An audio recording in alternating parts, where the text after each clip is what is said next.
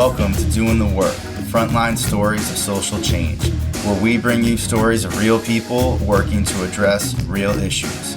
I am your host, Shimon Cohen.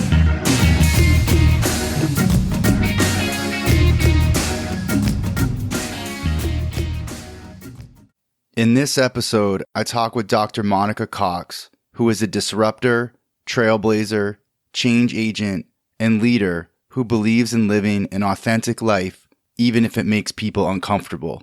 She grew up an only child in rural Southeast Alabama, where she was raised by her educator parents to persist in the face of personal and professional adversity. She is a distinguished professor of engineering at The Ohio State University. Dr. Cox also provides coaching in the areas of career development, business strategy, and diversity, equity, and inclusion, DEI. Dr. Cox shares her experiences in navigating higher education and DEI as a Black woman, particularly around performative diversity and organizational issues. She has a way of speaking on these issues in a personal way that explains how systemic racism is deeply manifested in these spaces, how it has impacted her, what she has done about it, and encouraging others. I've found her words to cut through the BS and really hit home. You are going to want to hear what she has to say. She vulnerably shares her journey with us. For some, her words will be affirming because you know the reality. For others, her words will shake you up because things need to change and you have a choice to make. I hope this conversation inspires you to action.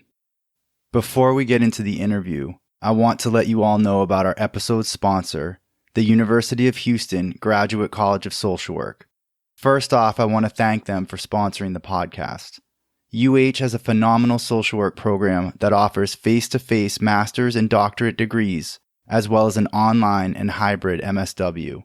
They offer one of the country's only political social work programs and an abolitionist-focused learning opportunity. Located in the heart of Houston, the program is guided by their bold vision to achieve social, racial, economic, and political justice, local to global. In the classroom and through research, they are committed to challenging systems and reimagining ways to achieve justice and liberation. Go to www.uh.edu/social work to learn more. And now, the interview. Hey, Dr. Cox, I am so thrilled to have you joining me for the podcast.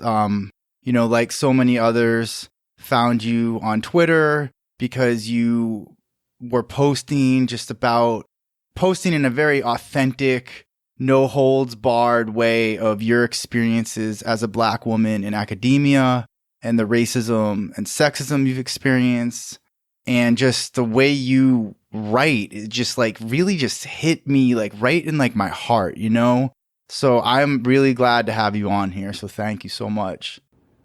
Thank you so much, Shimon. It is great to be here. And I always love meeting a Twitter friend. I feel that we're always connected, and it's just, it's an honor, like I said. And so, yes, yay, I can't wait for today. It's going to be great. Yeah, I'm so excited. So I guess just to start is what got you started, deciding to just be public about all these experiences that you've had? So I met a person who worked with Oprah Winfrey. And I attended a workshop. It was a Women of Color workshop, and they were talking about branding. So this was several years ago. And he talked about the power of social media and how it has created his community, how he has gotten video opportunities, but networking opportunities. And it's just been a part of his business. So I was interested in entrepreneurship, and I said, let me try this out. One of the things that he told me was that you have to be consistent. So every day you need to post something and you need to respond to people. And so I used just those two tips to find my voice and to kind of say, what is it that I want to share with people? How do I want to build community? And so that's how this started. And believe me, when I started, it was very empty. No one was out there talking, and they weren't being real, but I was consistent. And that's when I started finding the community. Yeah, I want to read one of your tweets. This tweet is from July 8th, 2021. And this had 27.9 thousand likes. So very viral. Mm-hmm. And this is just, I think, really speaks to what draws people to you, part of what draws people to you, the way you put this together. So this one you say, and I want to get your take on this, go into more detail on it.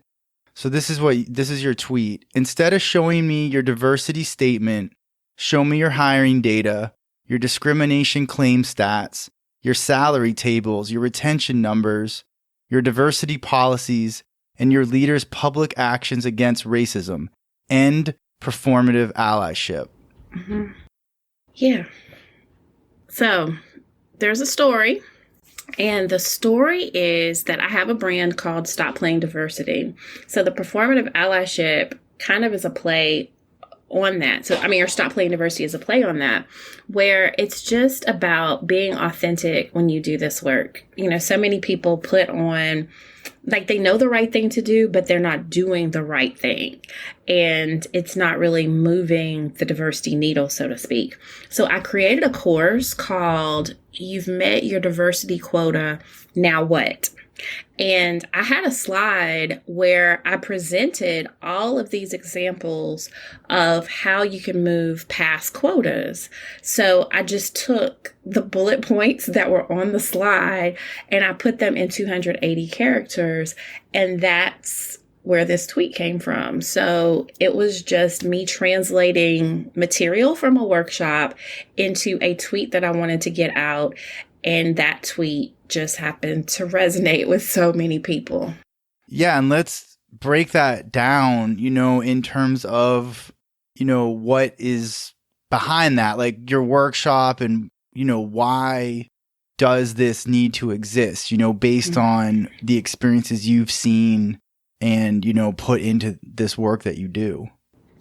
Yeah, so in a way, I feel that I've had a bait and switch in higher education. It's always looked very pretty. The recruitment part is just beautiful. Everyone says we want you because you're qualified. It's the dog and pony show. It's the wine and dine. It's the honeymoon period. But I have found that whenever I would get into the organization, there were so many issues that I had not, that I wasn't aware of. And there were so many questions that I did not ask before. So I created this tweet because I wanted to get to the heart of what anyone who's going to a place should ask when it comes to what's happening. So I'll give you an example. When I was at my first institution and I was on the tenure track, I didn't see anyone else who looked like me. So I just went up to an administrative assistant and I asked, am I going to be the first Black woman to get tenure in the College of Engineering?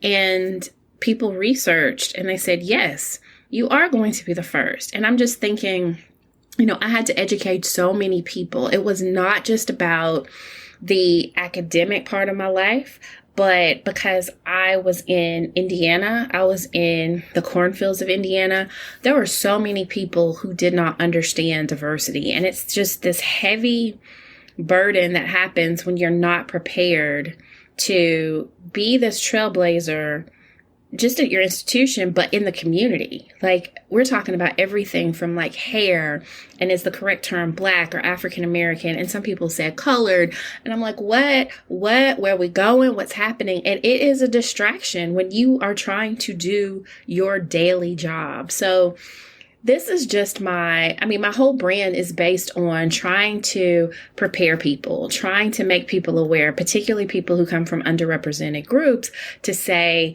it's not just the pretty picture that everyone paints. You're going to have to do the work. And depending on where you go, it's going to be really hard for you. And you're going to be that trailblazer, whether you want to be that person or not. Right. Because, your field is engineering, right? Mm-hmm. And, there's a lot when people delve into it, those people who are not like, that's not my field, right? Like my field is social work, counseling, education, although I know you also have a whole focus on education with teaching engineering. So I'm assuming when you started, like you were saying, like you were just focused on like wanting to study and publish and research your focus. And this Yeah. clearly kind of went in a different direction in some ways, correct?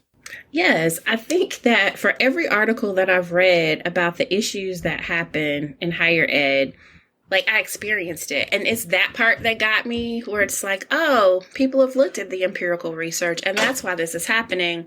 But I started to question why there was nothing after that. So, there are plenty of people who'll say, well, if you come into an engineering environment and you're a woman, all the chilly climate, leaky pipeline, microaggressions, pioneerism, tokenism. I mean, it's just a laundry list of all the bad things that people experience. And we now have the research to say it happens.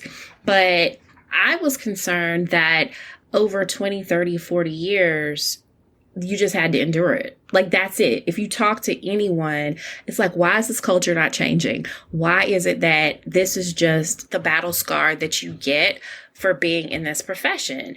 And I knew that I wanted my legacy to focus on ensuring that I didn't spend, 30, 40 years of my life going through it, making it out, just for someone, 30 years from now to say, oh, I'm still going through the microaggressions, the pioneerism, the tokenism, et cetera. Like, you have to do something to change the system.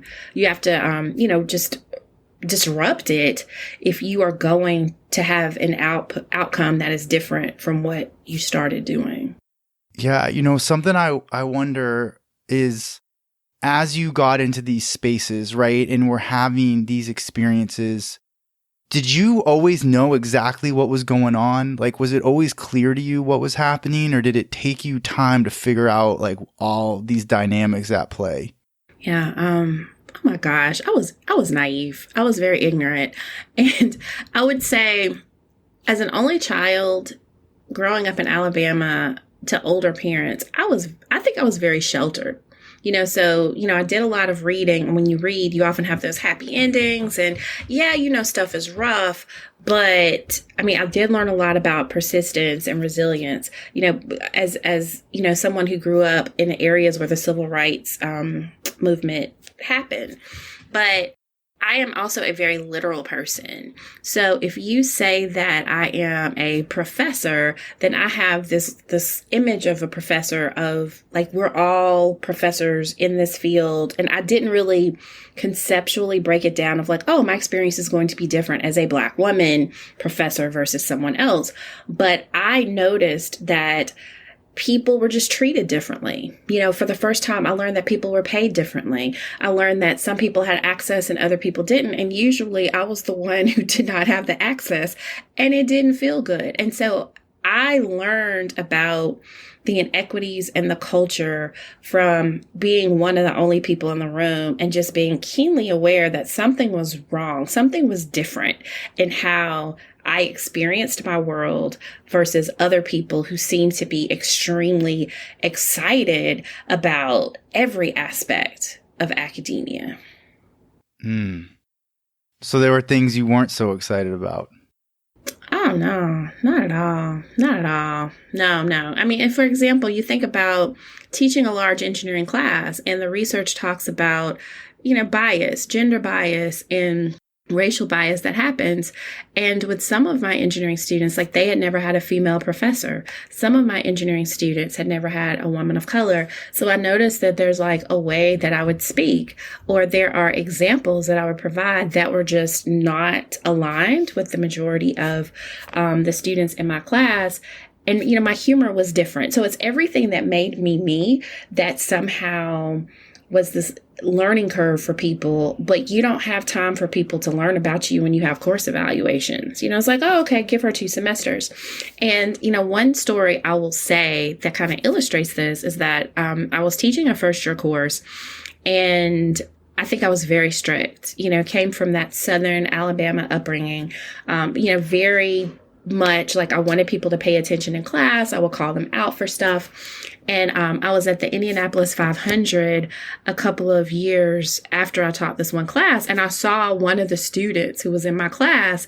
So he said, Professor Cox, I told my mom about you, and you really frightened me in class. I understand now what you were doing, but I want to apologize because I was just silly. I wasn't focused. I was this freshman who didn't get it, but now I understand what you were trying to teach me. Now, at the time, that didn't help with my course evaluations, but it's this whole people have to get to know you. And it's that part that's very, very disheartening. It's frustrating many times because you have to prove your credibility, and you don't automatically get that sometimes when you're in the field. It's presumed incompetent. Like there's a book that's out there, Presumed Incompetent, and it does talk about women of color and how that's how it starts. Oh, you're a diversity hire, you're an affirmative action hire, not, oh, you're a brilliant engineer, you're a brilliant engineering educator,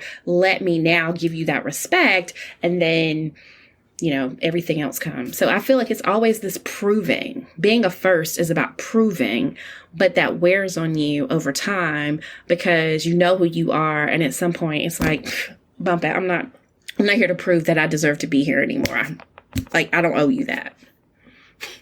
Yeah. Like the whole qualifications thing always is an issue. And, we're in different fields, but like I was in higher ed for a number of years, and the director of the program I was at, when there were positions that were open and there was talk of, who's going to get those positions, because at the time there were no black faculty, none, in a school of social work, where a large number of students were black and Latino, Latina, Latinx, Latine. And had been asking, like, we want faculty who look like us, like the students have been vocal. And the director said to me, behind closed doors, she said, I really want to hire black faculty, but only if they're qualified. And I'm like, I've never heard that about a white man. Like, I really want to hire a white man, but only if he's qualified, right? I mean, it just sounds like the most ridiculous statement, which just shows how embedded it is, Mm-hmm. Yeah. Yeah. I think that's real. And I could say, as a full professor and as someone who's been in the field for so many years, I often have to call people out, with those, when they have those biases. Yeah, like I think that's what leadership is about many times. And so that's like another level. And I wish that I could just tell people who are in these fields that it's just an act of service. Like when you become, when you enter this profession, yes, you have that, teaching, research, service, but service is so much bigger because you're paying it forward, for people who will come after you, and you do not even know what your service will look like. Like it is just, the weight is so heavy. And, if you're not prepared for it, it could really take you out. It's a lot. You have to turn it off because there is always work to do, and there's always a way to educate people, and you will never be compensated enough for the tax that is on you in this position. I think, something I think about a lot, because of just some of these experiences, like when I was at this one institution and that comment and many other things. And then obviously stuff I've read about and heard about from others is just the people in these powerful positions, though, that do have like these beliefs. And then also the fact that they think that they don't, like they think that they're not, like no one wants to be racist, right? Like there's racism, but no one's racist except like KKK and Nazis, right? So, how what's been your experience like trying to break through, or how that goes with those kinds of conversations with people like that? I think they're always hard because what you're referring to too, I often talk about like the patriarchy. And for me, it's just a way of doing work that is very capitalistic. It's very competitive. It's very Western, so to speak. And I tell people, many of us who are people of color or people who come from, minoritized communities are very communal. We're very team-based. We're very inclusive and connecting to people and coming together, to succeed is really important. And so that is that tension that I also see.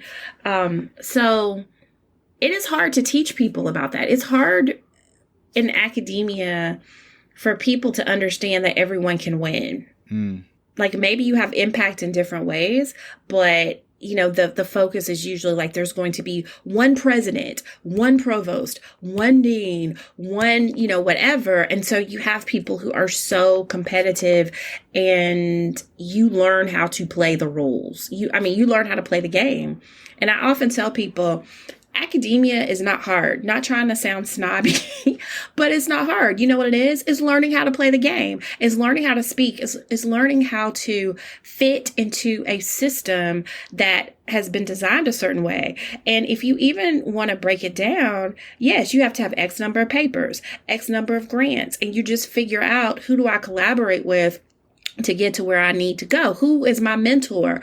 What do I spend my time doing? What students do I recruit? Like, it is so strategic. But I think the tension that's happening now is that people are wondering if it's worth playing the game to the point that you lose your soul. You lose your happiness. You lose your joy.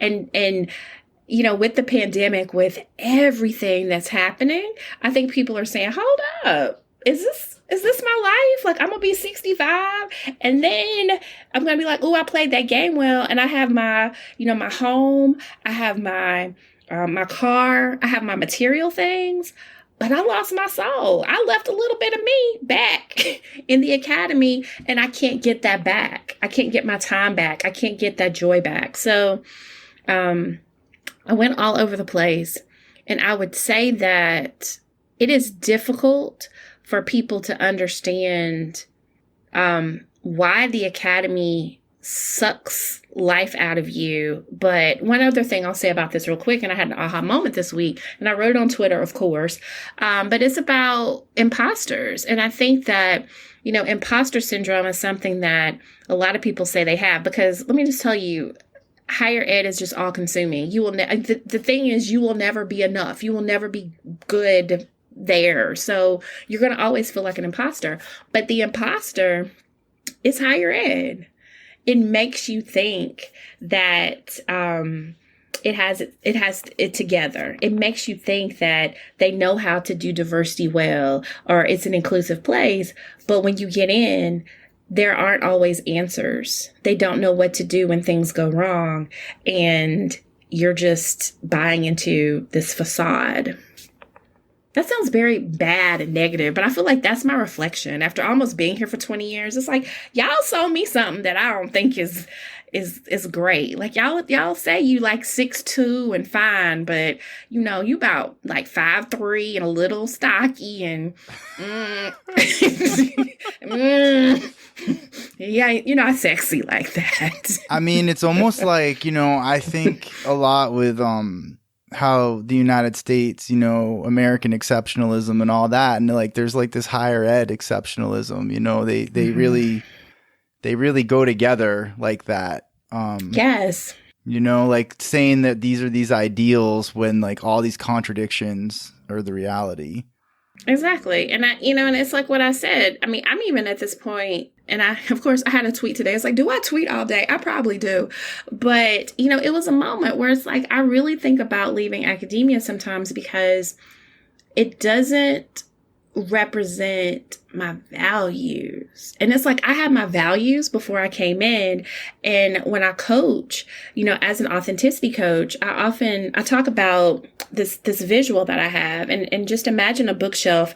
I talk about the core and I talk about your legacy as the bookends. And so you have the books that are in between. And so often we move away from our core, the very thing that we did when we were young, the thing that gives us life and makes us who we are. And our legacy is that thing that we're going to leave, but we we focus so much on the in between, like the check boxes and just busyness. But when you really think about like the bookends of your life, that helps you to determine like what you focus on. And so I'm just trying to take more time to say, I know my legacy is that I want to help people come out of this hole. I want to be whole. I don't want to be broken in life. And so how can I be there for my family and for my son? And then like talking is something I've always done. And tweeting, like having a gift with like words, but I'm an engineer. I'm like, I have to go back to that. And Twitter it returns me to that space that sometimes academia said was unacceptable, but I'm ignoring the noise of academia to say, I'm making a difference with who I am. And I'm not going to apologize for that. I'm not going to change who I am. And that is so hard. That's the thing. Yeah. Like, I have a few questions just based on that I want to ask you. Okay.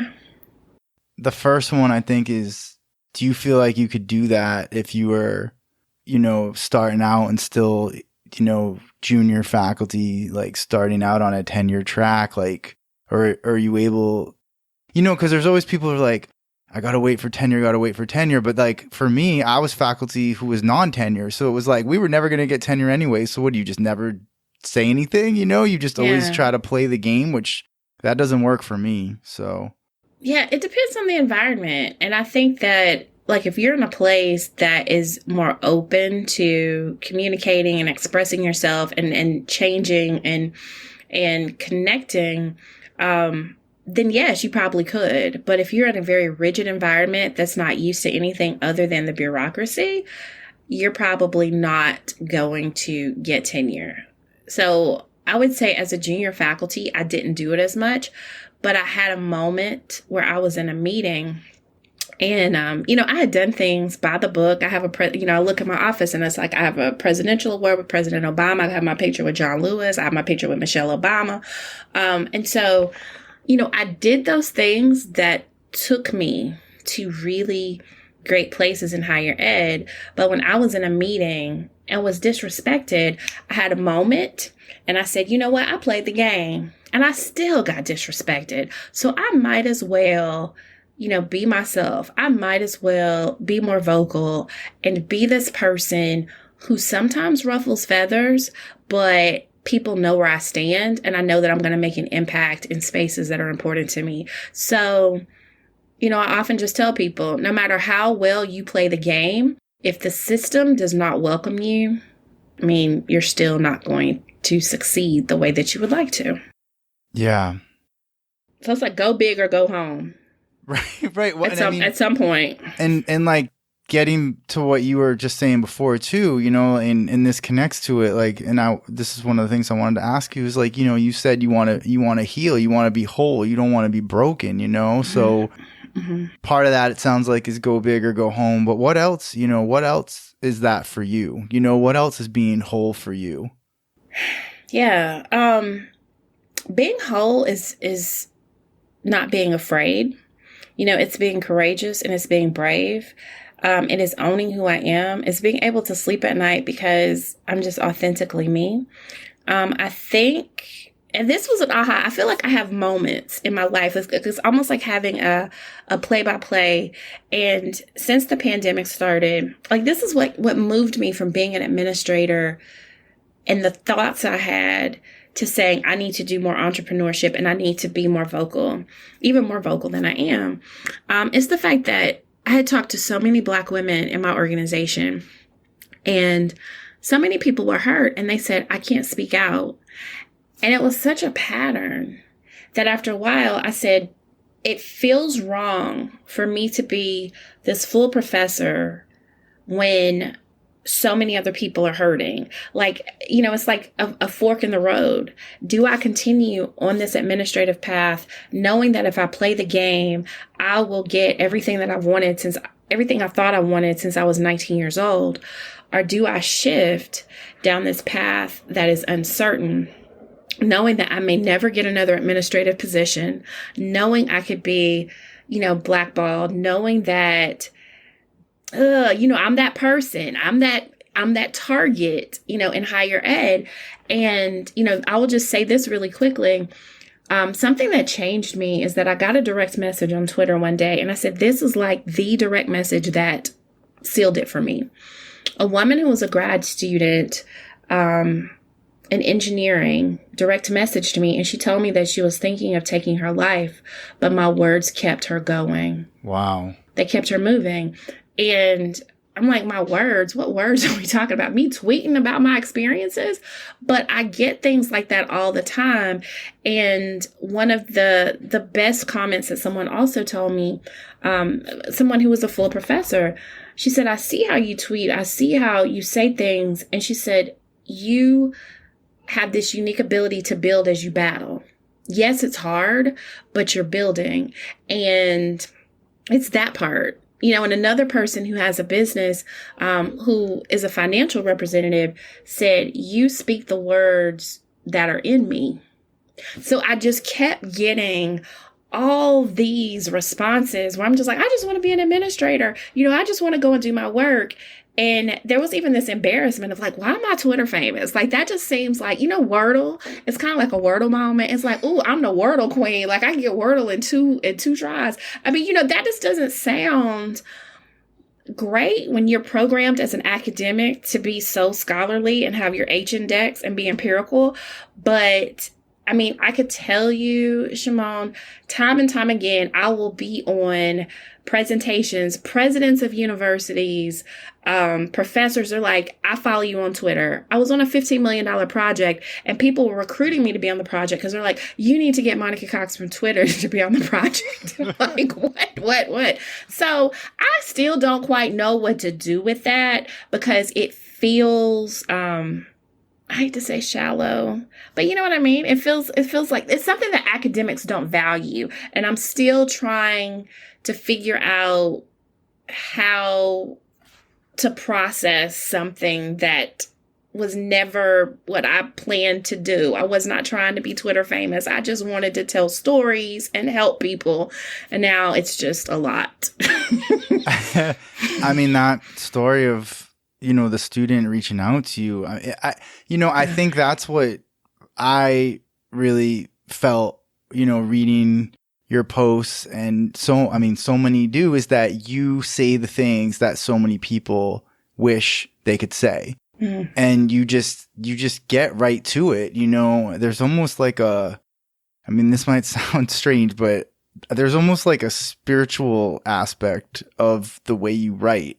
That's just so affirming, because it just you strip away all the BS, and you just always cut right to the heart of it. Now, I want to ask you, some stuff about like organizational change, because I know that's part of the work you do. I know, you've done obviously that through your engineering positions, but you also, with your Stop Plain Diversity work that you do. And something like, that's pretty clear is that, a lot of these diversity, equity, and inclusion efforts are performative and fail, and actually like do harm, right? Like a lot of them do harm. So for people, following the podcast who, really care about this, which most of, the people following this podcast, like already care about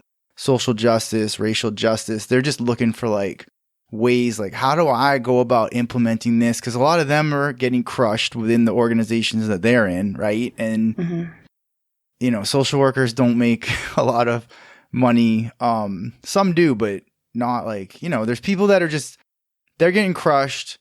They see these problems, they're feeling the problems, especially, based on who they are and the oppressions that they're up against. And they feel stuck, in terms of like, how do they go about initiating change? Then there's other people in leadership positions who are trying to implement change, but it's like, not everyone's on board with it. So just, right. Maybe some key things that you recommend that people can do.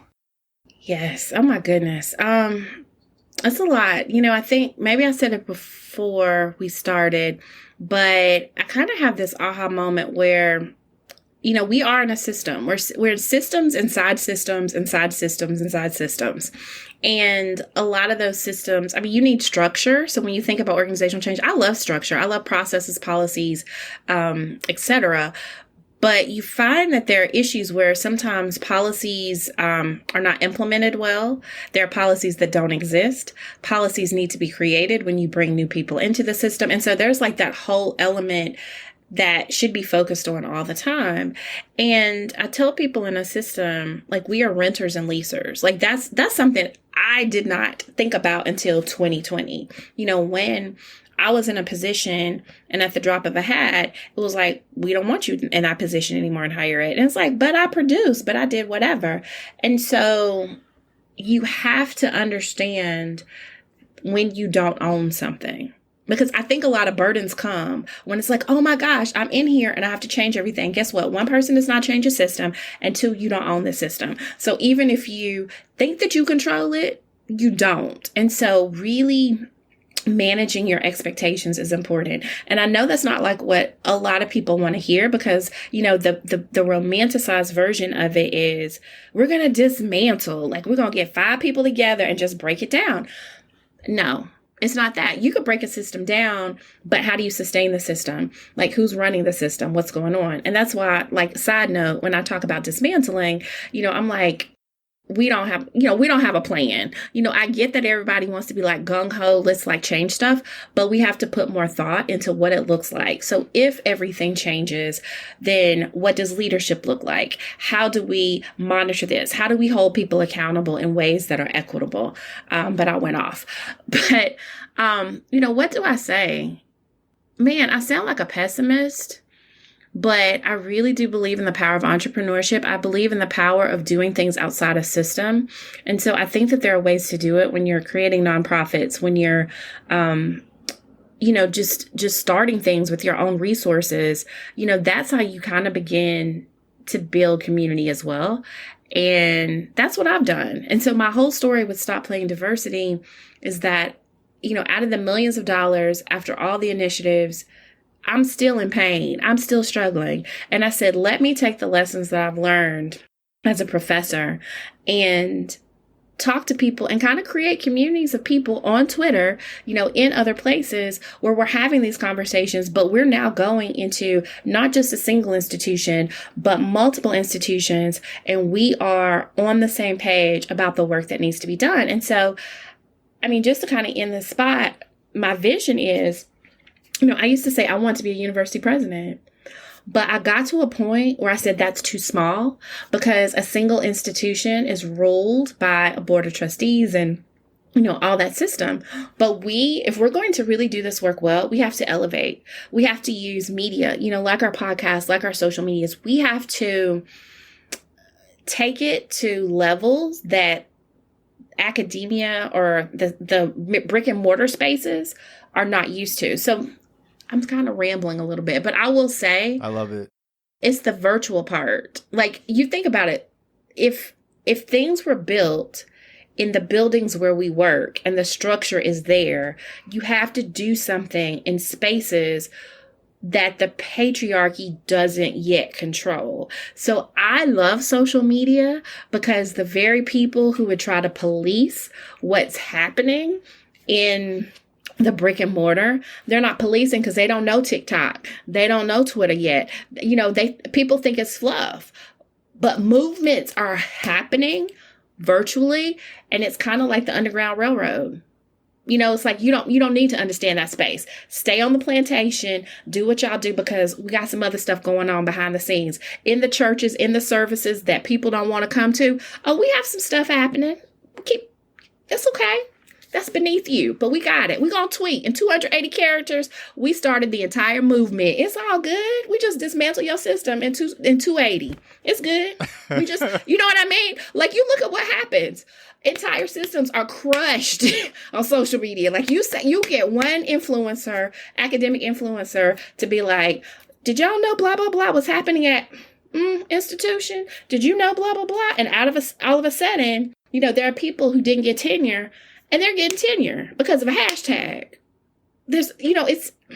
You know what I'm talking about? Oh, Like, yeah, it's moving. The administrators are terrified of their institution getting tweeted about. Like, when I was going through my stuff where I was at, they were like monitoring me, and it was coming up. Like, they would, like, I got, like, leadership brought it up, you know, admin, like, would bring it up, like, you're writing about this, you're writing about that, you know, and then, when I gave my notice to leave, I gave 8.5 years of my life to this place, and all they wanted to say is like, what are you going to post? Mm-hmm. What are you going to post? You know, what are you going to write about? What are you going to say about us? You know? Exactly. I want to say the truth. And you know what I tell people? It's so funny because I feel like, you know, there were a lot of people who are really obsessed with my Twitter.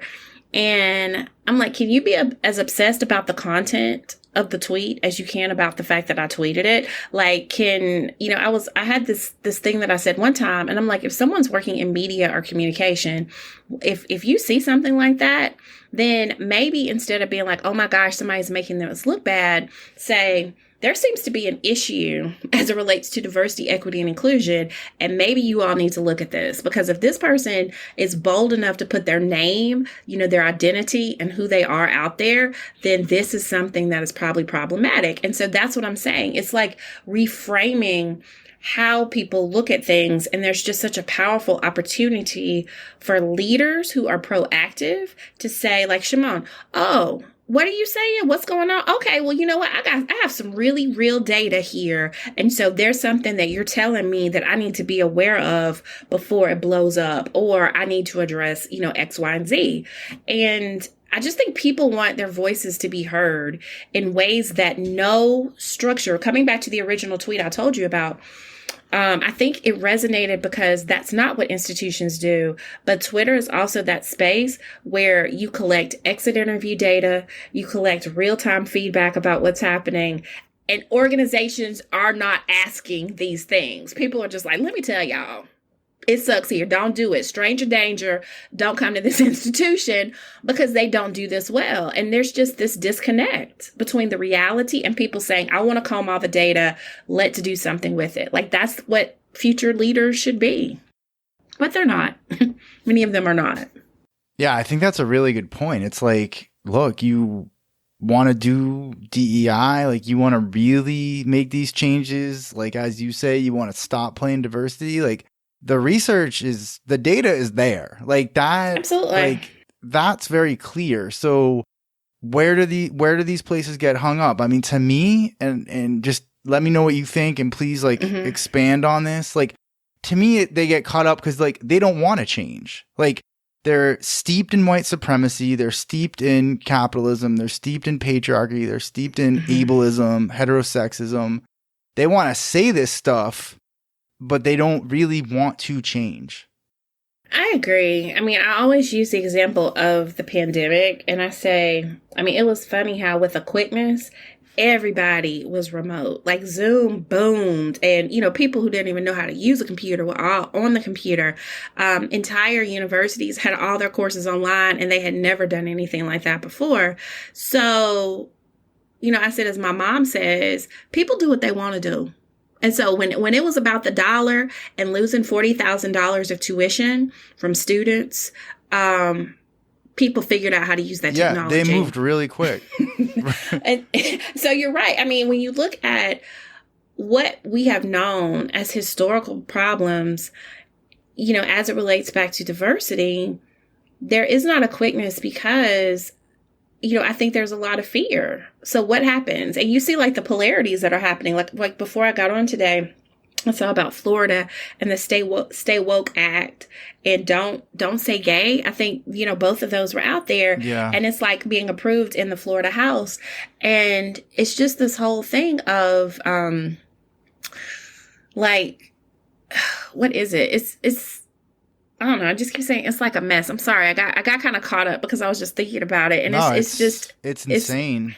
Yeah. So it's not even that people aren't trying to address diversity, but if anything, it's like trying to do things that squash it to the point of saying, we don't even want to talk about it. And if you dare do it, we're going to penalize you in ways that impact your life. And it just, it's intimidation. It's, retaliation. It's a lot of stuff that just it expresses the fear that people have of losing control. That's ultimately what's going on. Like, people don't know what it looks like when you bring everyone to the table. Will it mean that everything that they have been working for their entire lives will no longer be there? Will they no longer have the American dream that they wanted to have? So you have to address the fear. That's the thing I tell people. So often we look at diversity, equity, and inclusion, but I feel that the heart of our conversations should be simple questions such as, what are you afraid of? Why can't we be on the same page? Why do you think that way? What have you done? What has proven to you that that's true? What frameworks are you using to define that as fact? And I think people get caught up in the emotion, and it's just a lot of distractions, but we need to always remember to come back to that core and just the questions that center why things are the way they are. Why didn't we move quickly? Why did people not move past diversity statements after the murder of George Floyd? Why do we not hold people accountable? Why are people afraid to hold people accountable? Yeah. I mean, I think one thing that I've seen is, and like, I'm just so glad we're having this conversation. Like, one thing I've seen is, because when I was going through it, it was like, at times I didn't have language for it. And I felt very like, honestly, I felt like pretty crazy.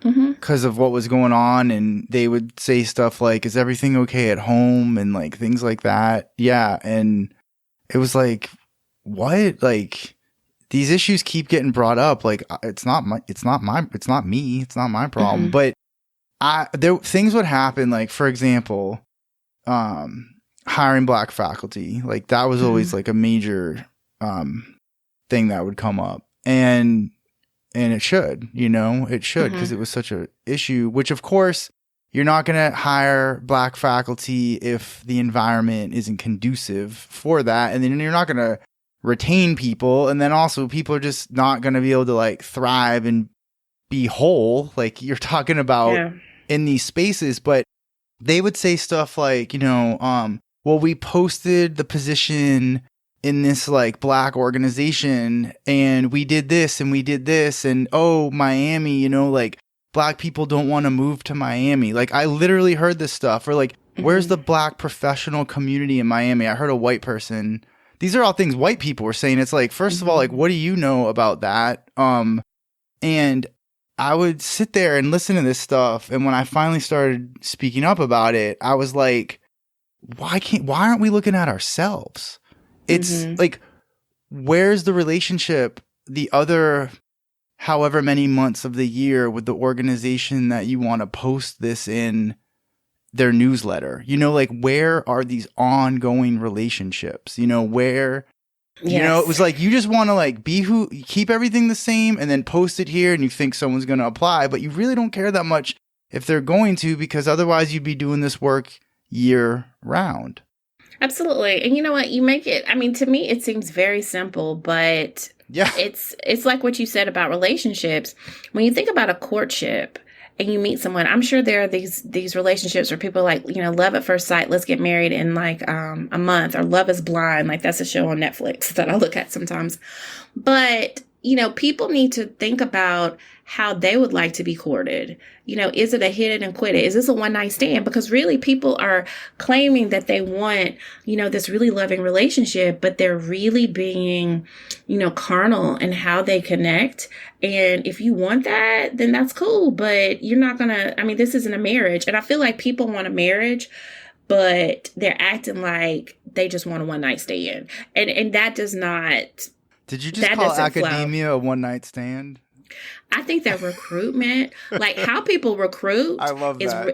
It's really lazy. You know what? And we can I love my metaphors all day. And it's like, taking me to Burger King and being like, oh my gosh, I want you to commit to this like 5-year relationship. And it's like, you can get a Whopper, you can get you some fries and a drink and maybe a dessert. But it's like, boo, that's like a $10 meal. But you expected me to make like a $20,000 commitment or whatever. You know what I'm saying? Like that is not enough to woo me. And I feel that people want to get by being so cheap when it's like, I want the filet mignon experience. I want you to fly me to the private island.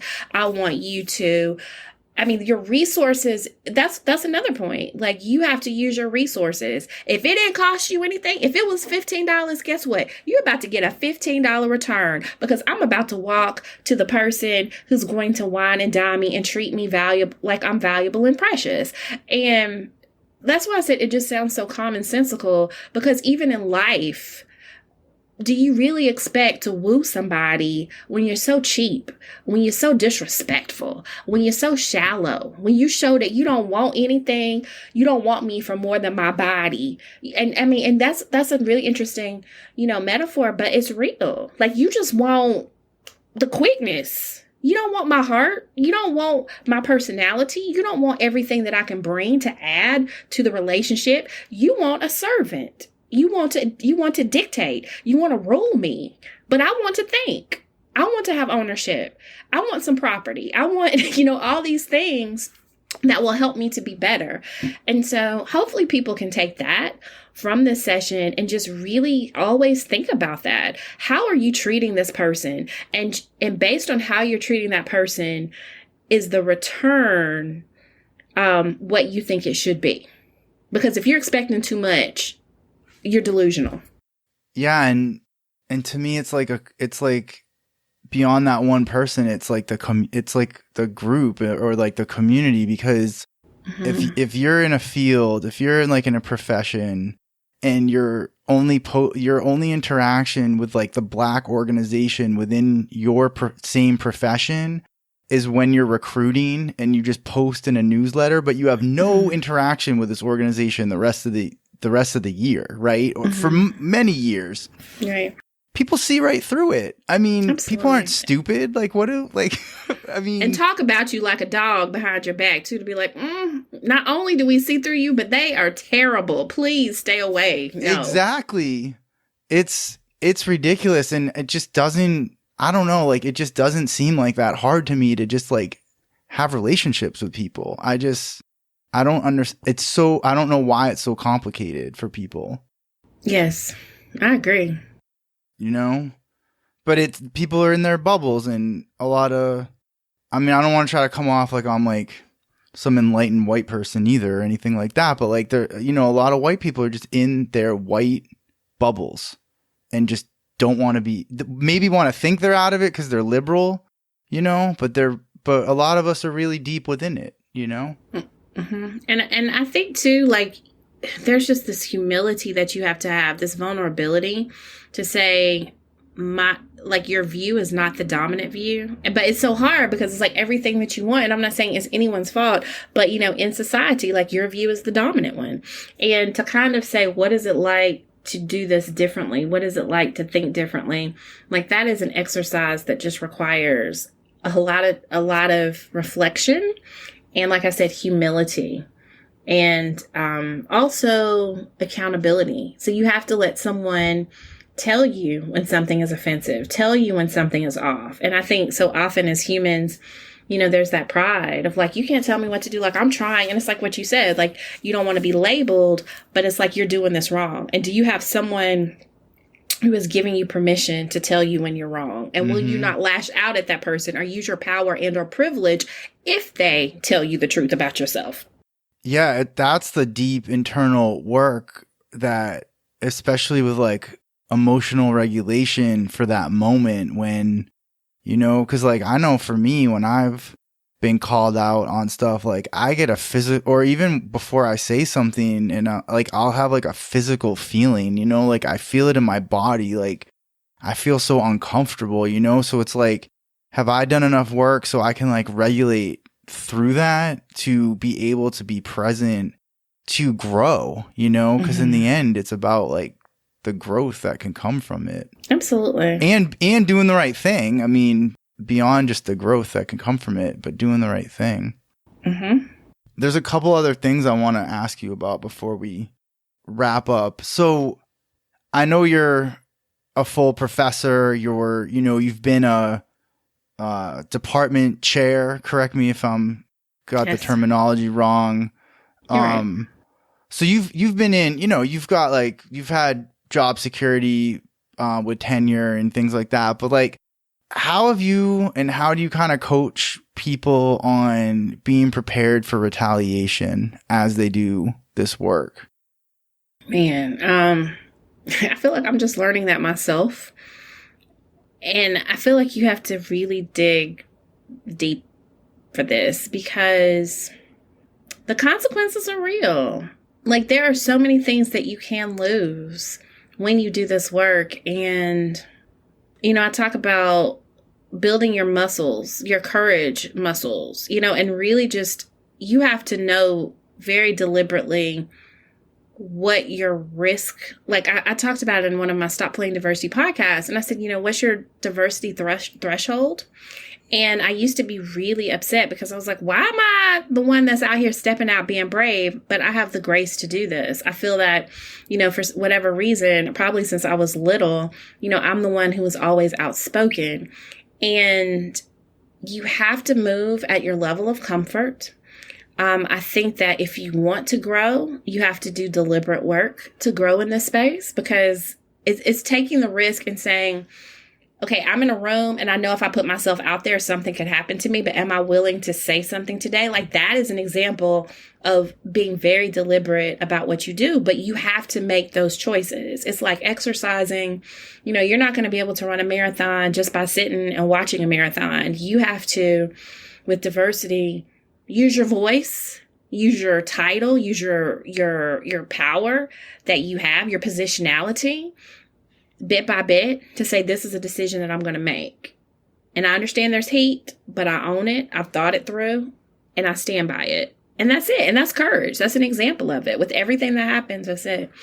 But unfortunately, with this work, you don't have a lot of, how do I say it? I said you have to build it, but you don't have a lot of opportunities to practice in a safe way. Mm-hmm. Because every time you do it, there could be a consequence of, like, you just lost your job. Right. You just got demoted. You just got called out. You just got threatened because you tried it. I wish it was pretty and neat, but it's not. I mean, I think, like, people, talk about, like, make sure you've got receipts, document and everything. Yeah. And I think those are obviously really important things to do. Eventually, a situation could end up at HR, but we know HR is, like, not your friend. But I think of, like, about Brian Flores with, I don't know if you follow football. Yeah, well, I don't follow football, but I know about the case. Exactly right. Like, this is something that transcends whether someone, like, likes football or not. But and he is hired. He did get hired now, but as, like, an assistant. But a lot of people thought, like, he's probably risked his entire career at this point, with taking on racism within the NFL. I mean, like Colin Kaepernick, perhaps. Exactly. Who never played ever again. Yeah. I mean, he was one pass away from winning a Super Bowl, like, literally an incomplete pass away. But, he's got it. It'll be interesting to see when evidence gets presented, because he does have, he kept records and he talks about that, and of course that's, like, a super high profile situation, but, it could be that there's no recourse for him, like, even with all his level of position, because what he's up against is so big, Yeah, and I do think that sometimes when you do this work, you move past that point where it's about the job, because you've seen something that is bigger than you are. And I even say this when I think about civil rights activists. Of course, I don't know what Martin Luther King's mindset was, but I can imagine, after he was threatened by the FBI, by the U.S. government, people kept coming for him.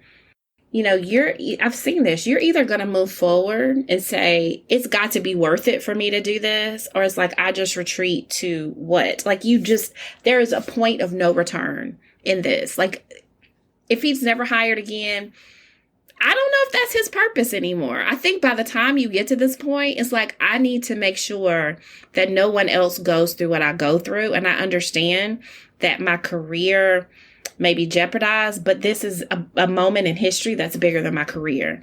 With Colin Kaepernick, I don't think he kneeled to be a martyr. It's just the fact that the response was so terrible and long lasting that he realized, I'm onto something, and now I have to continue moving because there are other issues in other sports where this is happening, and this can now be the thing that knocks the door down. So those are examples of the trailblazers, and trailblazers don't trailblaze just to be seen. Trailblazers trailblaze because it needs to be done. Like they're on a path, and then they realize there's no pathway here. And I have to, what do? I stay in the forest or I continue moving to get out of here. And that's what you have to do. And it is so scary because you do not know if there is a cliff in front of you. You do not know if there's poison ivy or bees. It's very Hunger Games-like to me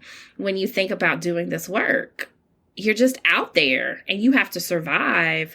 But yes, I'm just saying, like, people see it. I believe that the people who do this work many times have to be visionary because you cannot continue to get up and do it every day if you did not see something in your mind as the purpose. You don't just wander in this space because it's not fun to wander. It's not fun to just do this. You don't do it just because. You do it because your eyes are on a prize. And I promise you, for each of those people, at some point, it's like, I keep moving every day because I see the prize. I know where I'm going. Even if no one else sees it, I know what this has the potential to be. Yeah. For people who have like health conditions and are like, am I going to lose my health insurance? It's terrifying. That was one of my situations because I have a health condition and I like have to take medicine every day. So it was always like, I think people should need to have like exit plans, like backups to the backup plan of like, what am I going to do if like this doesn't work or they come after me, other than having the proper documentation. There might need to be legal counsel, something like that. But yeah, people economically just need to be like prepared for like what other job can you do, Absolutely. And obviously in academia, there's tons of people leaving academia right now and are actually doing better outside of academia, Absolutely. And you know what? And I think too, people are just more aware of what the potential could be. But I often tell this story about Black women and how, like, so many Black women I know who are academics and have fought this fight are passing or have passed in their 40s, their 50s, and their 60s. So the life expectancy is not like, oh my gosh, you live to be 95 as an academic. And it's that part that I look at too. And I feel like there are so many people who say, if we don't make these environments better, if we don't say something, then this could be my life. And that's like a whole different movement right now too with people. One example I often give, and I think about, like, at the time that we're talking, the former Miss USA, I think about her all the time, Chesley Christ, who jumped from the 29th floor of a building. And, I've looked at her TikTok videos. I have looked at, so many things. I did not know her before, but you look at her, she was gorgeous and smart and talented, and she seemed to always be happy. But I kind of am in a space where I keep asking these questions of, am I okay? Like, I'm trying to be more conscious of it. And I think so often, and I can speak about it as a member of the Black community, we don't self-reflect on things like that. And I was talking to one of my clients about this. Like, I was doing a check-in with my clients. And I'm like, hey, let's reflect. How you doing? What's going on? And I was like, we need to take a break. And she asked, do we have permission to take a break? Does anyone allow us to take a break? And it's just like based on history and, Black women as property and, just whatever they want to call us, we were not brought here to be the pristine people, who should be placed on a pedestal. We were brought here to breed. We were brought here to as property. And over time, we have become a part of the civil rights movement, the women's, all these things, but we were never the first thought. And so I think a lot of the things that I say and do come from the fact that I have to be very deliberate in taking care of myself. And you talked about healing, because institutions don't do that for me. Mm-hmm. And I think that's going to be the next movement that people realize, where it's like, okay, how do I define this for myself? How do I do this so that I don't have this heart attack, so that even if I work out, the stress is not making me not be able to lose weight? Because, that's just the whole thing I was talking to someone about too, where it's just like that constant stress is just killing people. Yeah. And it's not worth it. And academia does not tell us that it's not worth it. But you have to get to a point where you say, I'm not going to die for this. It is like, this is not it. I will work at McDonald's, no shade to McDonald's. I will do whatever it means. I used to say, I will fry, as a Southerner, I said, I will sell fish plates on a corner if I need to, instead of dying. I have to be here for my family. I have to be here for myself. So that's also why I tweet the way I do, getting back to that part as well. I'm going to be free, and I want other people to be free too. I want us to live long lives.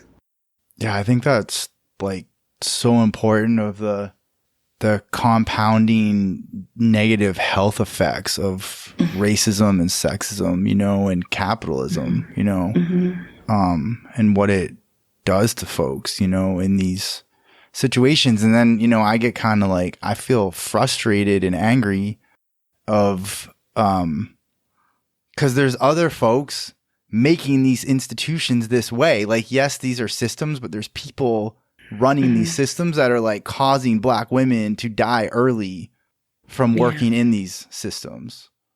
Or not paying Black women, and they have to get extra jobs, or they have to do other things, or, it's just putting more stress on them or us, them, as we live and take care of our communities as well. Because that's like another thing too, where it's like, it's not just about us. Many of us don't come from multi-generations of wealth. So it's always, thinking about the people around us and how do we use what we've learned and our wealth, our income to empower other people.